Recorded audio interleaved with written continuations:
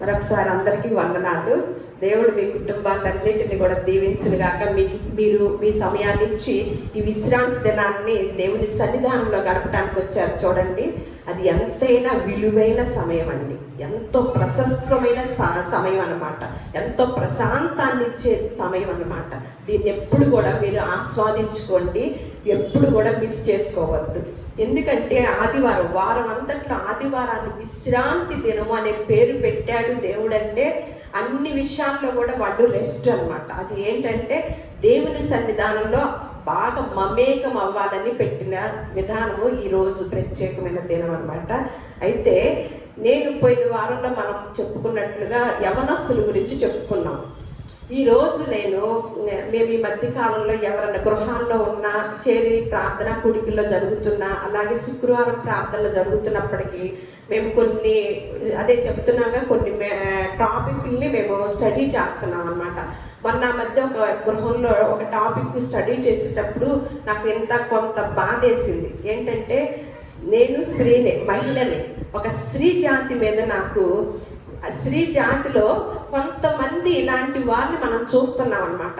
అందుకని ఈ స్త్రీ జాతి గురించే ఇలా రాశాడు దేవుడు. ప్రత్యేకంగా కొంచెం భయం వేసేటట్లుగాను, కొంచెం మనకి బాధ కలిగించేటట్లుగా ఉంది ఒక చోట అన్నమాట. దాన్ని స్టడీ చేస్తున్నప్పుడు నాకు భయం వేసింది. అలాగే ఆ స్త్రీ జాతి అయిన నేను స్త్రీ అయిన నేనే ఈ మాటలు చెప్పాలి అనిపించింది అనమాట. అది నేను స్టడీ చేశాను కాబట్టి, మరి అచ్యుతరావు గారు చెప్తే బాగుండేది, కానీ నేను స్టడీ చేశాను కాబట్టి నేను మా జాతికి చెప్పాలని. అలాగే ఇందులో ఎప్పుడు కూడా ముందు జాగ్రత్తలు ఉంటాయి అన్నమాట. పరిశుద్ధ గ్రంథంలో ఎప్పుడు కూడా మనం ఎప్పుడు ఒక తప్పటి అడుగు వేయకోకుండా ముందు జాగ్రత్తలు యవ్వనస్తులకి, అలాగే పురుషులకి, అలాగే స్త్రీ జాతికి కూడా రాసి ఉంచాడు. అవి తెలుసుకోవటం వల్ల సమాజంలో, బయట ప్రపంచంలో ఏం జరుగుతుంది అని మనకు వెంటనే గుర్తుకొస్తుంది. అలాగే మనమే స్త్రీలుగా మనల్ని దేవుడు ఈ లోకంలో పుట్టించినప్పుడు స్త్రీలమైన మనము దేవుడు మన కొరకు ఎంత బాధాకరమైన విషయం చెప్పాడు, అలాగే దాని నుంచి గొప్ప దీవెనకరమైన మాట కూడా చెప్పాడు. కాబట్టి మనం ఏటిని తీసుకోవాలి అని పరిశీలించినప్పుడు నాకు ఇది చెప్పాలనిపించింది అనమాట. ఒకసారి ప్రసంగి గ్రంథము 7వ అధ్యాయము తీయండి.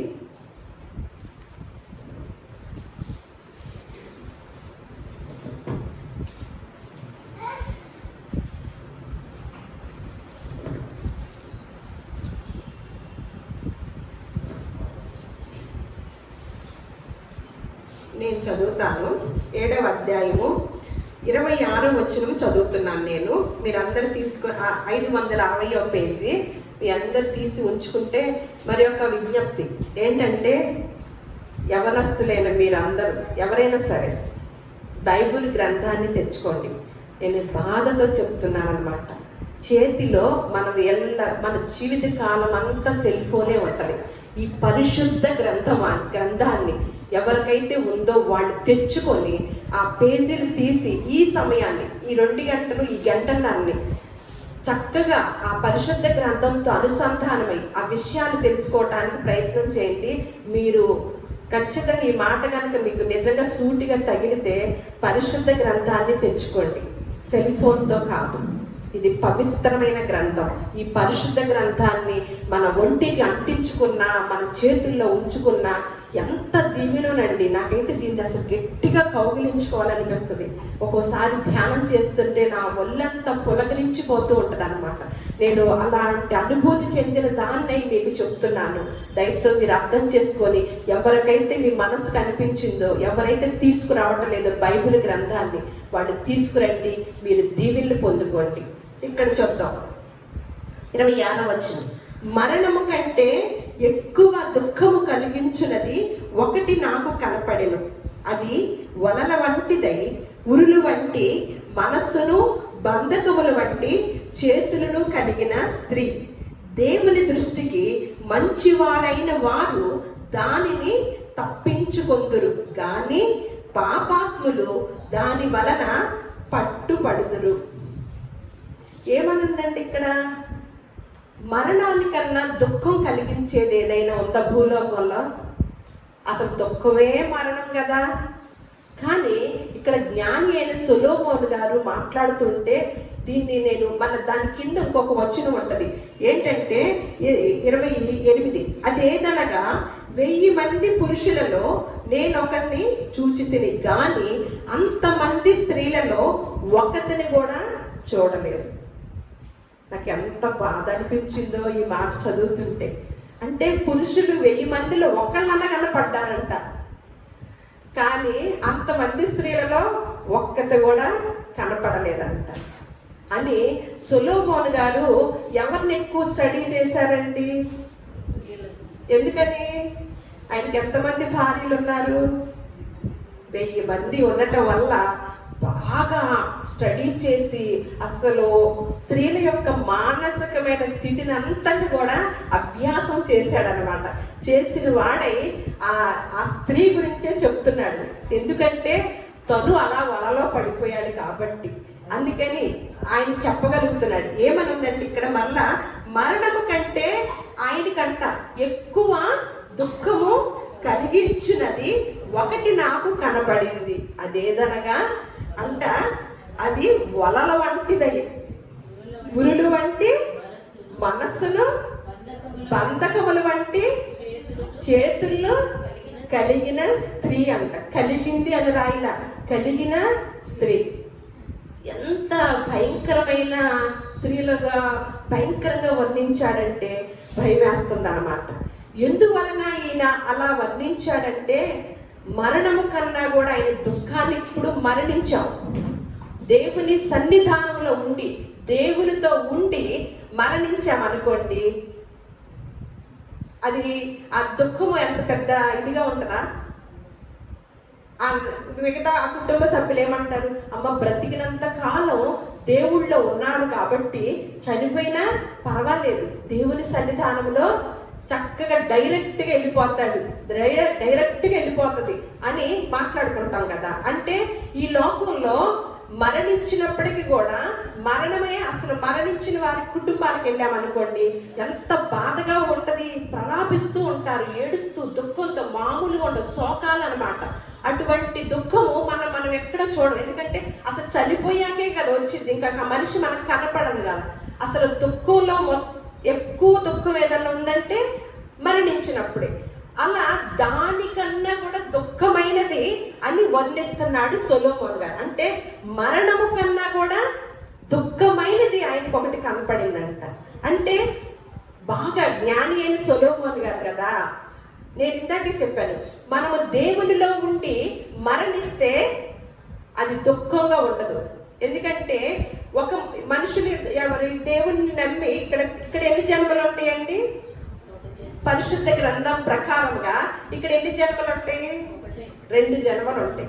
తల్లి గర్భంలో నుంచి పుట్టే జన్మ ఒకటైతే నీళ్ళ ద్వారా బాప్తిసం తీసుకోవటం అనేది మరి ఒక క్రొత్త జన్మ. అయితే ఈ 2 జన్మలకి ఒక్క మరణం ఉంటుంది. కానీ ఎవరైతే దేవుని సన్నిధానంలో నిలబడరో వారికి ఎన్ని మరణాలు ఉంటాయి? 2 మరణాలు ఉంటాయి అన్నమాట.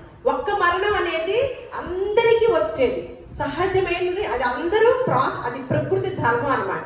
కానీ 2వ మరణంలోకి వెళ్ళాలంటే వెళ్ళేవారు ఎప్పుడైతే దేవుణ్ణి ఆ సన్నిధానాన్ని అనుభవించుకోకుండా, దేవుని మాటకు విధేయులు అవ్వకోకుండా, లోబడుకోకుండా, దేవునికి ఇష్టులు అవ్వకోకుండా ఉన్నవారు ఏ మరణంలోకి వెళ్తారు?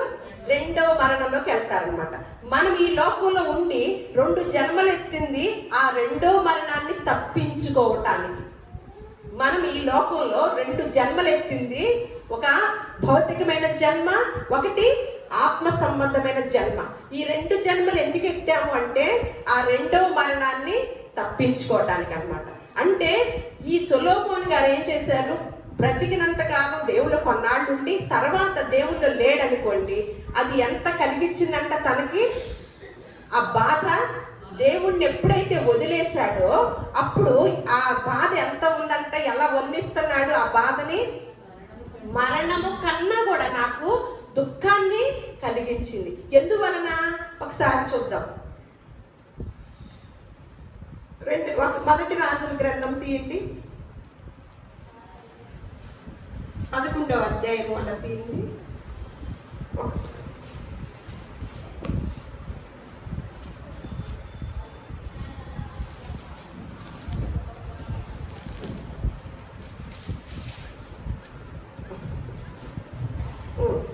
మొదటి రాజులు 11వ అధ్యాయము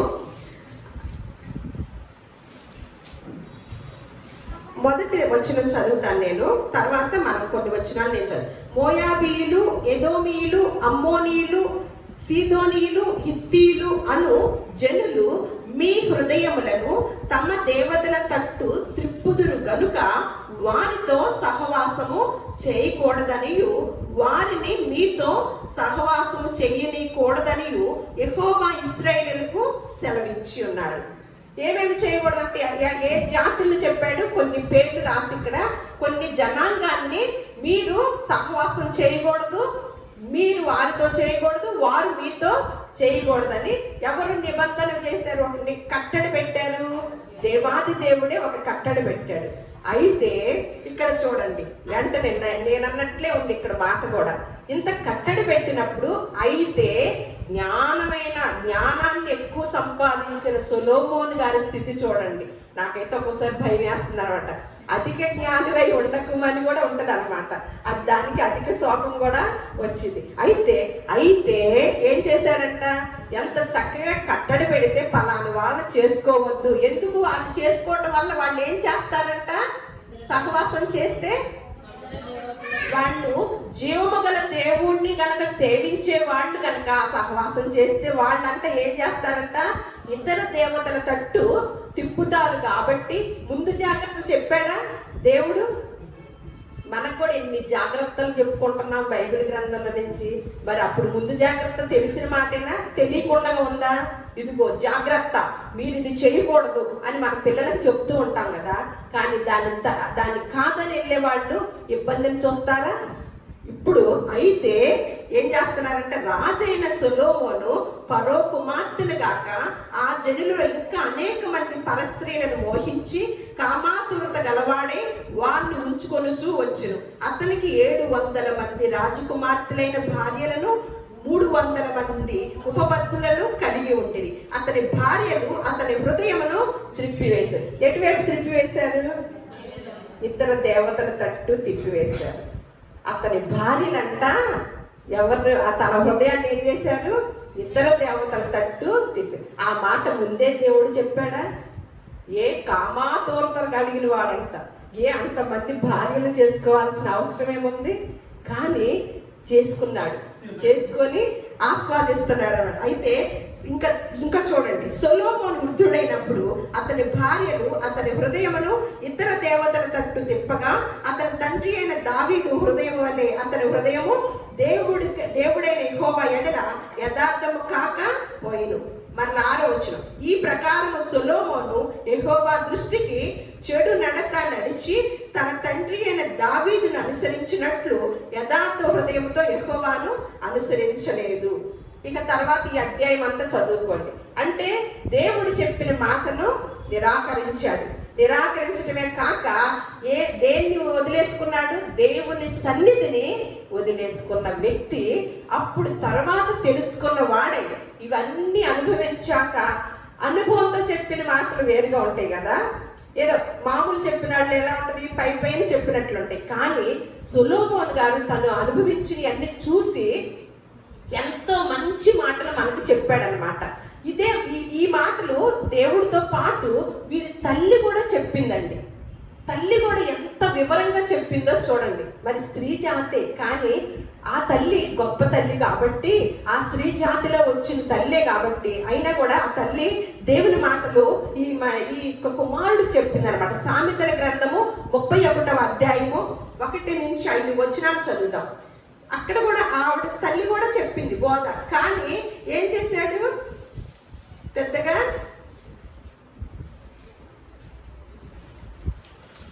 పట్టించుకోలే. ఏం చదువుతాం?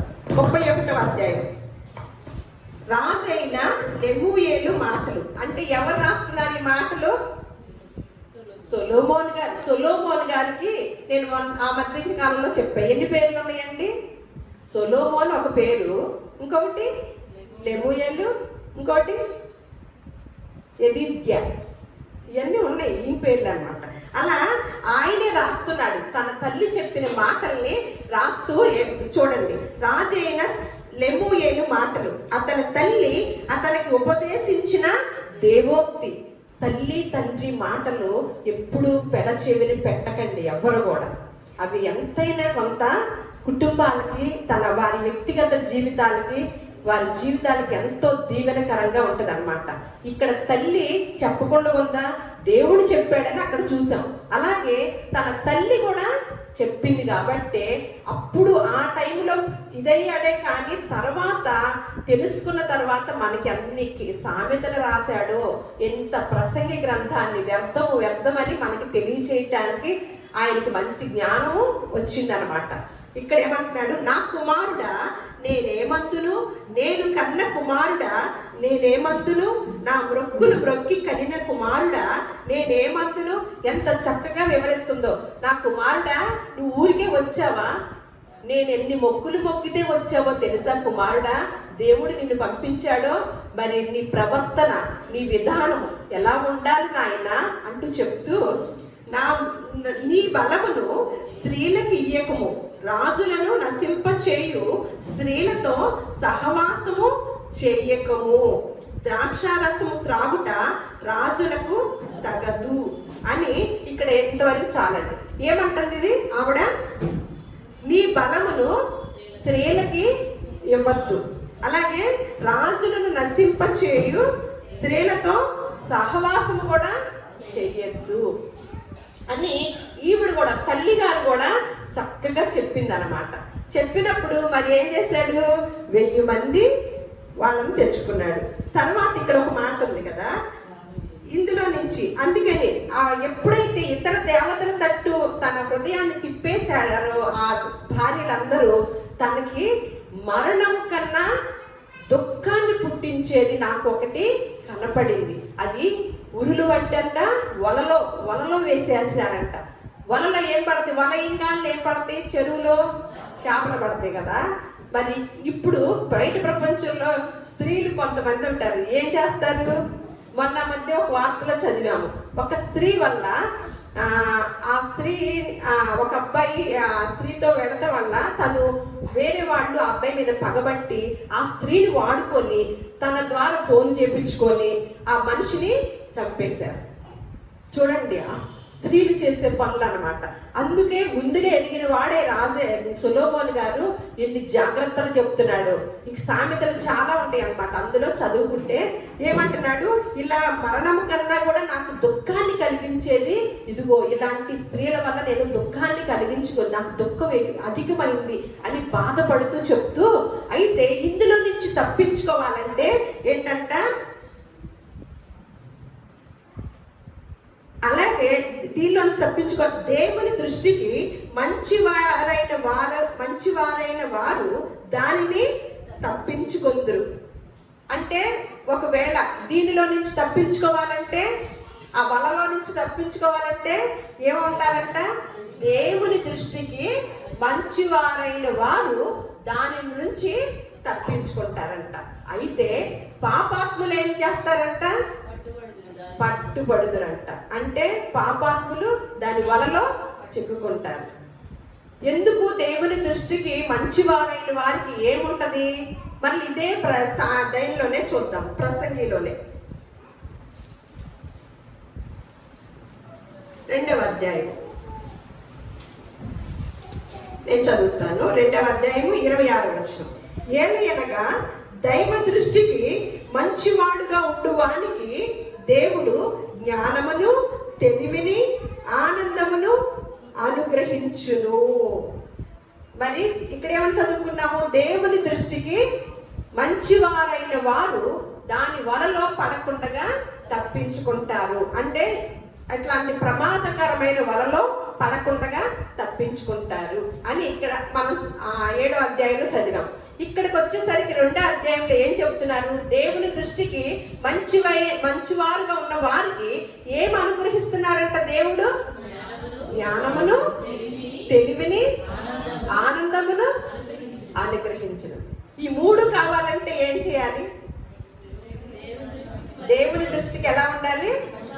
మంచివారుగా ఉంటే జ్ఞానము, తెలివి, నేను ఇందాకే చెప్పాను, దేవుని దృష్టిలో పడితే గనక మనకేమేమి ఇస్తాడు? జ్ఞానము, తెలివిని, ఆనందం, ఇవన్నిటిని కూడా దేవుడు అనుగ్రహిస్తాడంట. ఇటువంటి ఇదిలో నుంచి తప్పించుతాడు అని చెప్పారనమాట.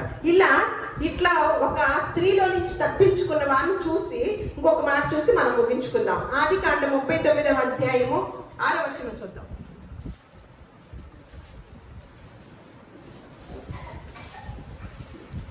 ఏమన్నాడు ఇందాక? దేవుని దృష్టికి మంచివారైన వారు దాని నుండి తప్పించుకొందురు అని చదివాం కదా.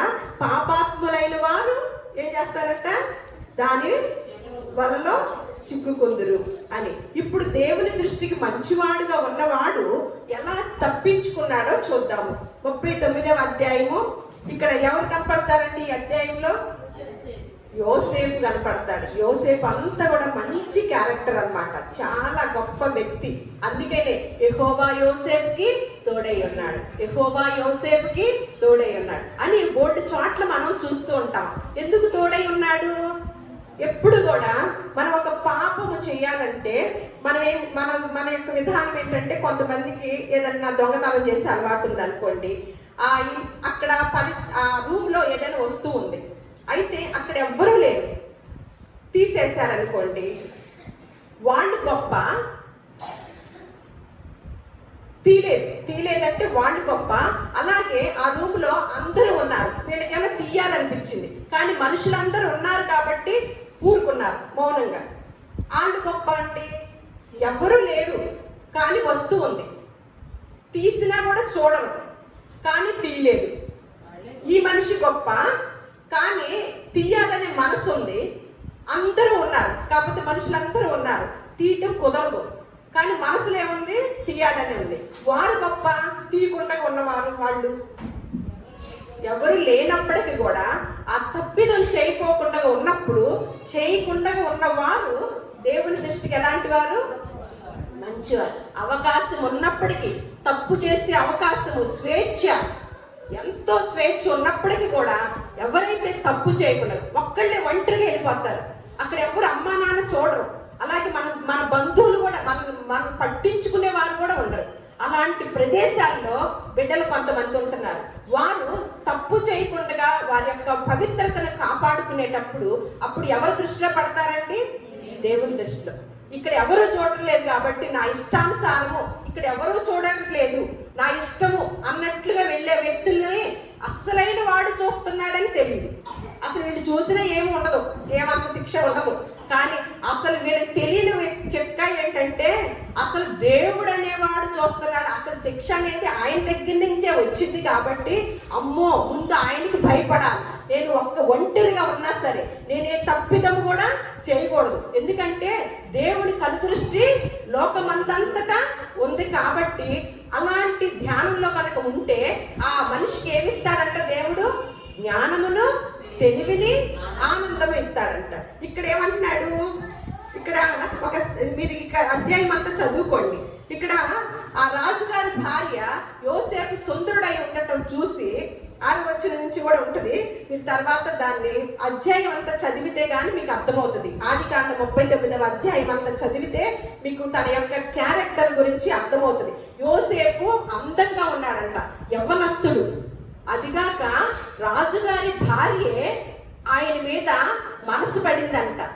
రాజుగారు తలుచుకుంటే దెబ్బలకి కొద ఉండదు, మనకి అనుగ్రహానికి కొద ఉండదు. అలాంటి ఆ వ్యక్తి రాణి గారు రాజుగారు లేనప్పుడు ఈయన యోసేపు చాలా అందగాడంట, కుర్రవాడు. ఆ మనిషి దగ్గరికి వచ్చి అలా తన మనసు పడి తన దగ్గరికి వస్తే తను అంటున్న మాటలు చూడండి. ఇక్కడ యెహోవా యోసేపు నిమిత్తము ఐగుప్తీయుని ఇంటిని ఆశీర్వదించెను. యెహోవా ఆశీర్వాదం ఇంటిలోనేమి పొలములోనేమి అతని కలిగిన సమస్తం మీద ఉండెను. అతడు తనకు కలిగిన అంతయు యోసేపు చేతికి అప్పగించి, ఈ రాజుగారు అనమాట, తనకు కలిగిందంతా పెత్తనం అంతా కూడా రాజుగారు ఆ కుర్రాడికి అప్పగించాడంట. పెత్తనం అంతా అప్పచెప్పినప్పుడు, రాజుగారి అప్పచెప్పినప్పుడు తను ఏం చేయొచ్చు? తన ఇష్టానుసారంగా ఉండొచ్చు కదా. కానీ ఇక్కడ చూడండి, అది గొప్పతనం. అందుకనే యెహోవా యోసేపుకి తోడై ఉన్నాడు అనమాట. ఏం చేశాడు? అతడు తనకు కలిగినదంతయు యోసేపు చేతికి అప్పగించి, తాను ఆహారం తినుట తప్ప తనకేమి ఉన్నదో ఏమి లేదో విచారించేవాడు కాదు. ఎవరు? రాజుగారు. ఏం చదువుతున్నారు? ఇవన్నీ ఇచ్చి తను తింటాం తప్ప మిగతా ఏమి ఆలోచించేవాడు కాదంట. ఎవరికి అప్పచెప్పానని ధైర్యంగా ఉన్నాడు? యోసేపుకి అప్పచెప్పానని. నా తిండి నాకు సంబంధించిన ఏమైనా మీటింగ్లు ఉంటే అవి చూసుకుంటా, మిగతా అన్ని కూడా ఇగో యోసేపు నువ్వే చూసుకోమని చెప్పాడంట. యోసేపు రూపవంతుడను సుందరుడనై ఉండెను. అటు తర్వాత అతని యజమానుని భార్య యోసేపు మీద కన్ను వేసి తనతో శయనించమని చెప్పాను. అయితే అతడు ఒప్పక, నా యజమానుడు తనకు కలిగినదంతయు నా చేతికి అప్పగించను కదా, నా వశమున తన ఇంటిలో ఏమి ఉన్నదో అతడు ఎరుగడు. ఈ ఇంటిలో నాకంటే పైవాడు ఎవడనూ లేడు. నీవు అతని భార్యమైనందున నిన్ను తప్ప మరి దేనిని నాకు అప్పగింపగా ఉండలేదు. కాబట్టి నేనెట్లు ఇంత ఘోరమైన దుష్కార్యం చేసి దేవునికి విరోధముగా పాపము కట్టుకొందునని తన యజమానుని భార్యతో అని. చూడండి ఎంత మాదిరికరమైన జీవితాన్ని చూపిస్తున్నారు మనకి పరిశుద్ధ గ్రంథంలో.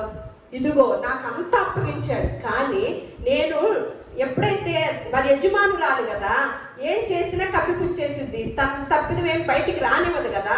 ఇప్పుడు అవకాశం ఉందా? తన తప్పిదం చేసినా ఇబ్బంది లేని అవకాశం ఉందా? కానీ అయినప్పటికీ ఏం ఆలోచిస్తున్నాడు? యవ్వనస్తుడు, రూపవంతుడు, గుణవంతుడైన యోసేపు, నేను ఇటువంటి దుష్కార్యం చేసి దేవుని దృష్టికి విరోధముగా పాపం ఎలా చేయగలుగుతాను అని మాట్లాడుతున్నాడు అన్నమాట. ఎంత ఆశ్చర్యం చూడండి, ఎంత గొప్ప వ్యక్తిత్వం చూడండి. అదండి దేవుని దృష్టికి మంచివాడవటం. అదండి దేవుని దృష్టికి మంచివాడవటం. అలా చేసినప్పుడు ఏం చేసిందో చూడండి. ఇక్కడ అతడు తన వస్త్రం, ఇక్కడ 12 చూద్దాం. అప్పుడు ఆమె అతని వస్త్రమును పట్టుకొని తనతో శయనింపమని చెప్పగా అతడు తన వస్త్రమును ఆమె చేతిలో విడిచిపెట్టి తప్పించుకొని బయటికి పారిపోయాను. అతడు తన వస్త్రము ఆమె చేతిలో విడిచి తప్పించుకొని పోవుట ఆమె చూచినప్పుడు తన ఇంటి మనుషులను పిలిచి, చూడుడి, అతడు మనల్ని ఎగతాళి చేయుటకు ఒక హెబ్రీని మన యొద్దకు తెచ్చి ఉన్నాడు. నాతో శయనింపవల్లని వీడు నా యొద్దకు రాగా నేను పెద్ద కేక వేసితిని. నేను బిగ్గరగా కేక వేయుట వాడు విని నా దగ్గర తన వస్త్రమును విడిచిపెట్టి తప్పించుకొని బయటికి పారిపోయినని వారితో చెప్పి. చూడండి ఏంటంటే ఇది ఉరులు వంటి వలలు వేసే స్త్రీ అన్నమాట. ఎంత తేడాగా చెప్పిందో చూడండి, ఎంత తేడాగా ఎంత అల్లేసిందో చూడండి. ఆ వచ్చిన వాళ్ళందరికీ ఏం చెప్తుంది? ఇదిగో నేను నన్ను దగ్గరికి వచ్చేసరికి నేనే కేకలు వేశాను, అందుకని తన వస్త్రాన్ని నా చేతిలో నుంచి వదిలిపెట్టి పారిపోయాడు అని చెప్తుందండి. ఇప్పుడు జరుగుతున్న సంఘటనలేనా? ఇప్పుడు జరుగుతున్నాయా అయ్యే? అందుకని సొలొమోను గారు ఏం రాశారు? అమ్మో, మరణము కన్నా దుఃఖము పుట్టించేది నేను ఒకటి చూశాను. అది ఉరులు వంటిదై వలల వంటి స్వభావం కలిగింది. ఇంకేంటి? అలాంటి స్వభావం కలిగిన స్త్రీ అని మనం ఈ స్త్రీని చూసామా? అదే వలలో పడిపోతే ఏమిస్తాడు? తన యవ్వన బలాన్ని అంతటిని కూడా తనకి దారపోసేసేవాడు, తన కాళ్ళ క్రింద ఉండేవాడు. కానీ ఇప్పుడు దేవుని దృష్టికి ఏమై ఉన్నాడు? మంచివాడై ఉన్నాడు అనమాట. ఎలా నేను ఏమంటున్నాడు ఇక్కడ? కాబట్టి నేను ఎట్లు ఇంత ఘోరమైన దుష్కార్యం చేసి, మళ్ళీ రాజు గారి దృష్టి అంటలా, నీ భర్త దృష్టిలో నేను ఇలా చేస్తానంటే అది వేరుగా ఉంటుంది. ఆ మాట ఏమంటున్నాడు? నేను ఇంత దుష్కార్యం చేసి దేవుని దృష్టిలో విరోధముగా పాపము కట్టుకొందునని తన భార్యతో చెప్పాడు, యజమాని భార్యతో చెప్పాడనమాట. అటువంటి స్త్రీల గురించి ప్రసంగి అదే సొలొమోను గారు రాసి ఎంత మనకి ఒక గొప్ప పాఠాన్ని నేర్పుతున్నాడు. అయితే ఇప్పుడు స్త్రీలు ఎలా ఉండాలంటే, ఈ స్త్రీలు ఏం చేశారు? సొలొమోను గారి స్త్రీలు ఇతర దేవతల తట్టు సొలొమోను గారి హృదయాన్ని తిప్పివేసి దేవుని దృష్టిలో చెడ్డవాడుగా, తన తండ్రిలాగా లేడు, తన తండ్రిలాగా యథార్థతను కాపాడుకోలే. కుమారుడు ఏం చేశాడు? యథార్థతను పోగొట్టుకోవటం వల్ల అన్ని నష్టమే వచ్చినాయి అన్నమాట. తన మరణ దినాల్లో ఎంతో జ్ఞానవంతుడు, ఎంతో అనుభవించిన వ్యక్తి అయినప్పటికీ తన మరణ దినాల్లో చాలా ఇబ్బందిని ఫేస్ చేశాడనమాట. అలాంటి ఇబ్బందుల నుంచి మనకు ఒక గొప్ప పాఠాన్ని తెలియజేస్తూ, అమ్మో ఈ స్త్రీలు ఎలాంటి వారు అని చెప్పడం జరిగింది. అయితే ఆ స్త్రీలులాగా ఉండకుండా స్త్రీలమైన మనము ఇతర దేవతల తట్టు, చెడ్డవాటి తట్టు తిప్పే పురుషుల్ని తిప్పే స్త్రీలలాగా కాకుండా ఎవరి వైపు తిప్పే వాళ్ళగా ఉండాలో ఆ స్త్రీల గురించి పౌలు గారు చెప్తూ, పేతురు గారు చెప్తూ, పేతురు రాసిన పత్రిక, మొదటి పేతురు రాసిన పత్రిక 3వ అధ్యాయము 1-2 వచనాలు చదువుకుందాం.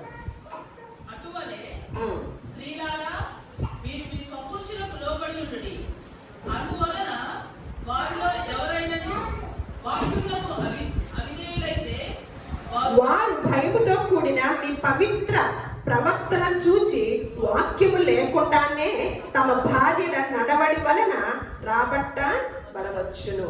అంటే స్త్రీలారా, మీ పురుషులకి ఏమంట? లోబడి ఉండండి. అందువలన లోపడటం వల్ల వాళ్ళు ఒకవేళ దేవుని కనుక ఎరగకపోతే ఏం చేస్తారంట? మీ పవిత్ర ప్రవర్తన వలన వాక్యము లేకుండగానే ఆ పురుషుల్ని ఏం చేయొచ్చంట? దేవుని సన్నిధికి నడిపించవచ్చంట. ఆ స్త్రీలకు, అటువంటి స్త్రీలముగా దేవుడు మనల్ని అందరినీ కూడా ఆశీర్వదించునుగాక. స్త్రీ జాతిలోనే ఇలాంటి మాట రాసినప్పుడు ఈ స్త్రీ జాతిలో నుంచే గొప్ప గొప్ప స్త్రీలు కూడా ఉండి గొప్ప మార్గదర్శకులుగా ఉన్నవారు కూడా ఉన్నారు. కానీ ఇటువంటి ఈ స్త్రీలు, పేతురు ఎలాగైతే రాశారో, స్త్రీలమైన కొంతమంది ఎవరైతే దేవుని సన్నిధికి రాని భర్తలు ఉన్నారో వారిని దేవుని తట్టుకు తిప్పేవారుగాను అలాంటి ఆ ప్రావీణ్యతను పొందుకోవాలన్నమాట. ఎలాగైతే బయట ప్రపంచంలో ఉన్న కొంతమంది స్త్రీలు మనుషుల్ని వలలో వేసేస్తున్నారు, కానీ గృహాల్లో ఉన్న స్త్రీలు దేవుని సన్నిధికి నడిపించే స్త్రీలుగా వారి భర్తలకు లోబడి పవిత్ర ప్రవర్తన వల్ల ఆ భర్తల్ని సంపాదించుకునే స్త్రీలుగాను ఎవరైతే ఉన్నారో వారందరిని కూడా దేవుడు ఆశీర్వదించునుగాక. దేవుడు మిమ్మల్ని అందరిని కూడా దీవించునుగాక.